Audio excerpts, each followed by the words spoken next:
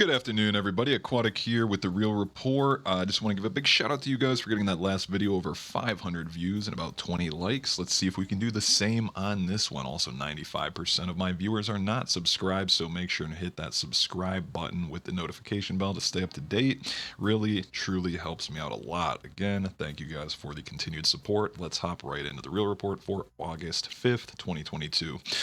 Russia accuses Ukraine of striking Zaporizhzhia nuclear plant. Russia on Friday accuses Kiev's forces of striking the nuclear plant, which is Europe's largest, and charged that the government of Zelensky was committing acts of nuclear terrorism. Earlier Friday, authorities of Kiev accused the Russian army of striking that same nuclear plant, which is located in southeastern Ukraine. The bottom line, whoever strikes it, if it's the largest plant in Europe, the Chernobyl level catastrophe that could happen is unfathomable. Again, it doesn't matter which side does it, the result is the same. Hopping over here, North Korea offers Russia 100,000 volunteers for the war on Ukraine from Russian state TV. U.S. EU envoys due in Vienna for new Iran nuclear talks, so keep an eye out for that as they creep closer and closer to nuclear capabilities. Big one from an article I covered over a week ago. Iran warning update. Iranian proxies may attack U.S. in response to Iraqi political crisis. Iran may direct its proxies to attack American and partner targets in the Middle East in the coming weeks, as Iranian proxy group Ashab al-Kaf accused NATO and the UK and US of stoking political tensions in Iraq on August 1st. They vowed to attack their embassies, military bases in Iraq, Syria, and possibly Jordan. For the abbreviation, we're just going to call them here the AAH. AAH has likely claimed attacks on U.S. and Turkish military bases under the name Ashab al-Kaf since 2019 to generate deniability for its actions. Obviously, don't use your real name while committing acts of terrorism. Iran and its proxies are responding to a growing political crisis in Baghdad that they have also been fueling. Tensions have mounted between Shia Coordination Framework, the umbrella coalition for Iranian-backed parties in the Iraqi parliament. This is what I covered in a video about a week and a half ago, that they mobilized supporters to pressure the coordination framework. He ordered his supporters to storm Baghdad's fortified international and government district, aka the Green Zone, which they did on July 27th and the 30th. Iran and its political proxies and the coordination framework have failed to respond cohesively to Sadir thus far. Ghani, the opposition, likely seeks to achieve at least 4 objectives in attacking U.S. and partner forces, which will highlight unify Iranian-backed political parties by rallying them around attacking the U.S. and its partners, pressure American political leadership to withdraw U.S. forces from the region, contain Turkey, and pressure Sadir to support or at least work with the coordination framework against the U.S. and Turkey. Down here, to sum it up, the Biden administration must deter this possible Iranian escalation, lest it lead to attacks on U.S. or Turkish personnel or spark a larger conflict. Vienna nuclear talks to prevent it from taking the necessary measures to protect its forces in the region, continuing to fight the Islamic State and working with U.S. allies. If deterrence fails and Iranian proxies attack, the U.S. must respond in a way that deters or disrupts Iranian inclinations and efforts to escalate further, which we know Putin Cup and the weak, incompetent current administration is incapable of doing. Azerbaijan says takes control of the strategic region here. Armenia and Azerbaijan have been fighting wars since 1990s and in 2020 over the Armenian populated region here. I'm not going to butcher the pronunciations. Karabakh. So keep a close eye on that, as Russia brokered the ceasefire agreement in 2020 with more than 6,500 lives ended. Going on over to Taiwan, cyber attacks forced Taiwan government website offline during the Pelosi visit. You guys probably saw from an economic standpoint, Bank of England tipped for biggest interest rate hike in 27 years as inflation soars, and they admitted that inflation is 9.4% and will likely level out somewhere above 14. They are now guaranteed a recession. Interesting coincidence, if you believe in those. I'll play the video. What we're watching here is the aftermath of more Beirut silos collapse as Lebanon marks the 2-year since the last blast, with a cloud of smoke and dust eerily similar to that from the explosion rising into the sky. I don't think anyone posted a cloud of smoke, eerily similar in some ways to the cloud of smoke that came up on the day of the explosion.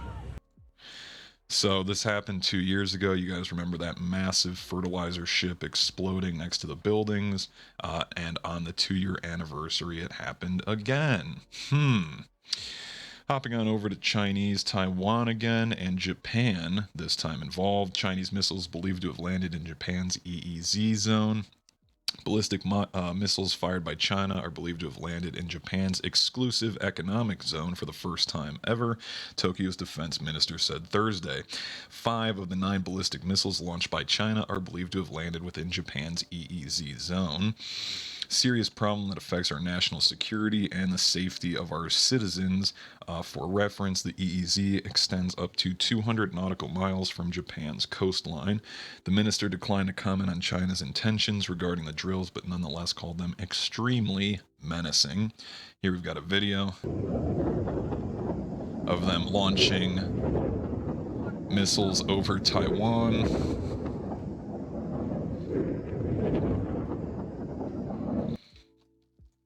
And Taiwan Defense Ministry says 68 Chinese planes, 13 warships crossed the median line on Friday, this morning, U.S. Eastern Time. Military of 68 Chinese fighters, 13 warships crossed the median line that runs down the Taiwan Strait during Friday's military drills by Beijing's forces. We condemn the communist military for deliberately crossing the median line of the strait and harassing the sea and air around Taiwan. Gazprom says gas turbine delivery to Russia, quote, impossible due to sanctions. Germany is going to have to capitulate to the Russians. I don't see any way they're going to let their citizens freeze to death this winter.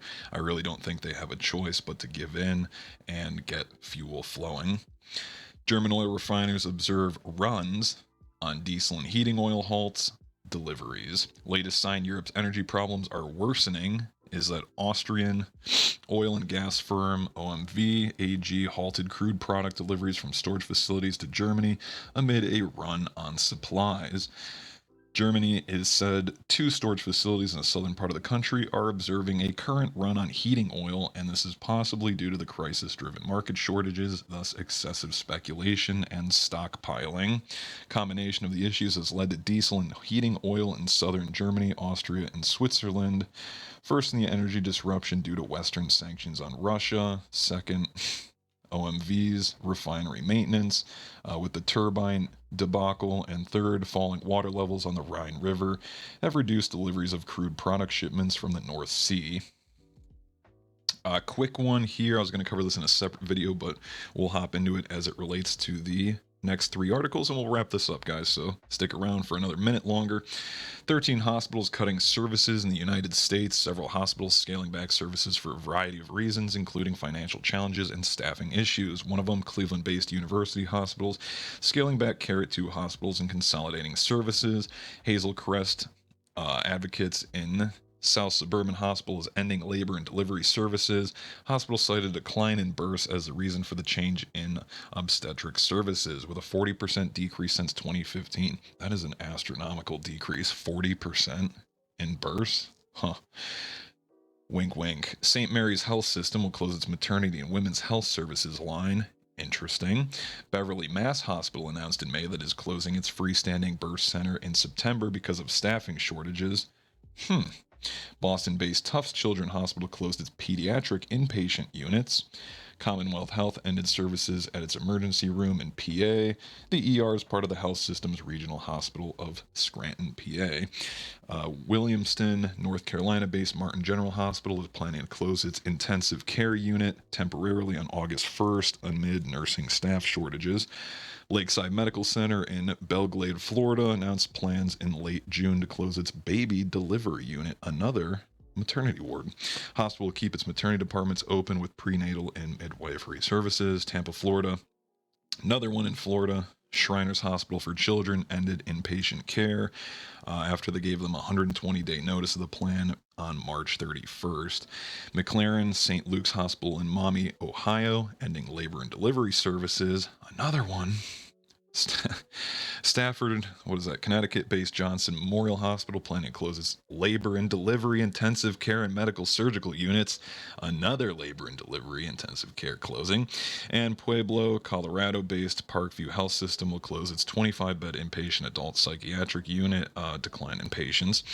Also, citing staff shortages and financial woes, Health Center in Idaho scaling back behavioral health services, closing its inpatient addiction recovery program, outpatient psychiatry practice. Just an interesting observation. Why are about 9 of these 13 labor and delivery services? Something to ponder. Big news out of Canada. Canada banned handgun imports from the minister. Canada announced Friday it will ban the import of handguns beginning on August 19th as part of a wider proposed freeze in the wake of high-profile mass shootings in the United States. No comment. Back onto the economics. Oracle lays off hundreds of employees as a primary hit for advertising and customer service group for the company emphasized cloud, healthcare, IT services, where the layoffs are most prominent. Stock is on the decline. Robinhood to cut 23% of its workforce. We learned this one 2 days ago, where revenue sunk 44%. Astronomical. I also covered this in an old video that months after cutting 9% of its workforce, Robinhood is laying off another 23%. That is a lot. And to add to the economic woes, Walmart lays off hundreds of corporate workers, retailers restructuring headquarters operations after warning of profit troubles. Whew. That's it for today's Real Report, guys. Make sure and leave a like, hit the subscribe button, comment down below any thought-provoking thoughts, or just leave a thumbs up. Really helps me out. So have a good weekend, guys.